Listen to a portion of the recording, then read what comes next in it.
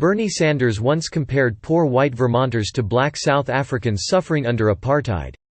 At other times, he likened the plight of some working people as well as imported foreign laborers to slavery.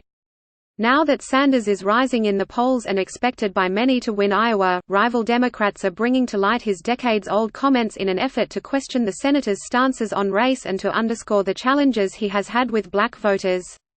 At a 1986 public forum, Sanders said poor Vermonters are the equivalent of blacks in South Africa. They don't vote, they aren't involved, they don't care about the issues, according to the Bennington Banner in Vermont. Sanders amended his statement after one observer on stage commented about his pretty fiery oratory. Obviously the analogy is not true. Sanders then responded, because in South Africa the blacks are not invisible, they are beginning to stand up. In 1978, according to the Rutland Daily Herald, Sanders compared the plight of many across the planet to slavery, saying that I believe that the vast majority of the people of the world and of this country are living in a slave-like condition not terribly different from what existed in this country before the Civil War. And in 1976, after the Vermont Marble Company was sold to a Swiss conglomerate, Sanders suggested that workers are slaves if they don't own the companies they work for or have more say.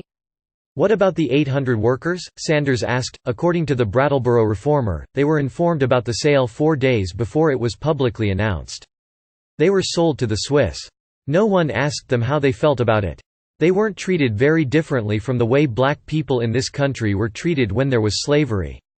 The comments, highlighted by Democrats opposing Sanders and provided to Politico, are the latest in a string of similar remarks strategically leaked to the press concerning Sanders' comparisons of white Vermonters to black slaves and imported agricultural labor to slavery.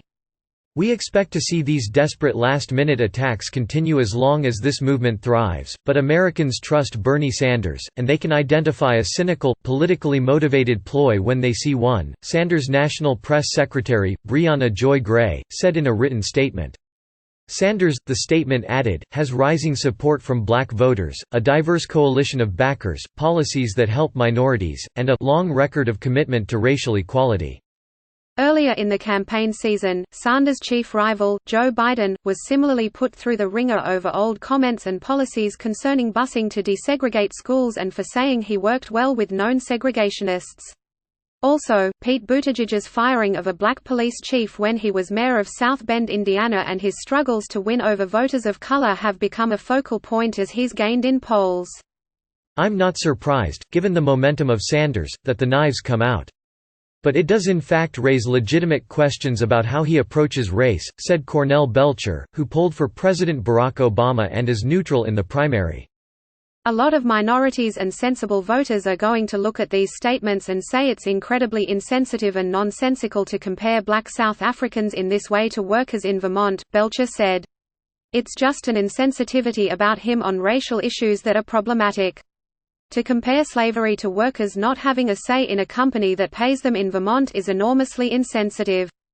Sanders struggled with the issue of race in the 2016 presidential campaign, when he exploded on the political scene by nearly winning Iowa and then taking New Hampshire against Hillary Clinton.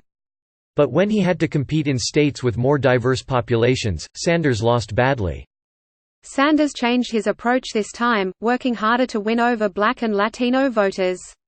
In Nevada, Sanders was tied with Biden at 24% among Latino voters in a January Fox News poll. In South Carolina, which is viewed as a launching pad by Biden's campaign, the former vice president leads Sanders 43% to 12% among black voters, according to the same Fox News poll. 30% to 16% among black voters, according to a Post and Courier Change research poll released Sunday. Still, even some of Sanders's admirers think he could do more. Asked recently by the New York Times editorial board about President Trump's appeal of racism, Sanders, in response, focused on economics. Critics called it a missed opportunity. I'm not sure if he's recognized that he is severely limited in his analysis as a white male of privilege. I know he's a Jewish man, but a white male of privilege, said Latasha Brown, co-founder of Black Voters Matter. He leads from believing that class is the greatest sin of America and not race. That is his weakness to me. It's a false equivalency around race and class, he just has a blind spot. But Brown said these newly released comments don't make me angry and, citing Sanders' outreach to non-white voters this cycle, that I see a different level of growth in Bernie and his campaign than I do in the Biden campaign. Brown hasn't endorsed any candidate, but she said that we're seeing these things being dug up because I do believe that there's part of the Democratic establishment that are afraid of Bernie. Rashad Robinson, executive director of the nonprofit civil rights group Color of Change, had a similarly nuanced reaction to Sanders' decades-old remarks. "Words matter," said Robinson, whose group is neutral in the Democratic primary. "I do think this is an opportunity for Bernie Sanders to be more clear about how he sees race and class, both the connections but the very clear differences," Robinson said. "We cannot ignore the realities of race and they should be able to stand on their own without comparison. But Bernie Sanders has fought for the kind of structural reform that far too many people haven't fought for." Quentin James, executive director of The Collective, a political committee that aids African American candidates, said that Sanders' biggest liability with black voters is that he never attempted to build meaningful relationships with black lawmakers and community figures until he ran for president. "He's been in office for decades, but now that he needs black people he's here," said James, whose group is neutral in the race. He adding that Sanders has improved his outreach to African Americans since 2016 but still needs to explain his past comments about race. "Every white candidate in the nomination process has a problem with race." James said, Biden answered for it and was held accountable. Now it's Sanders' turn.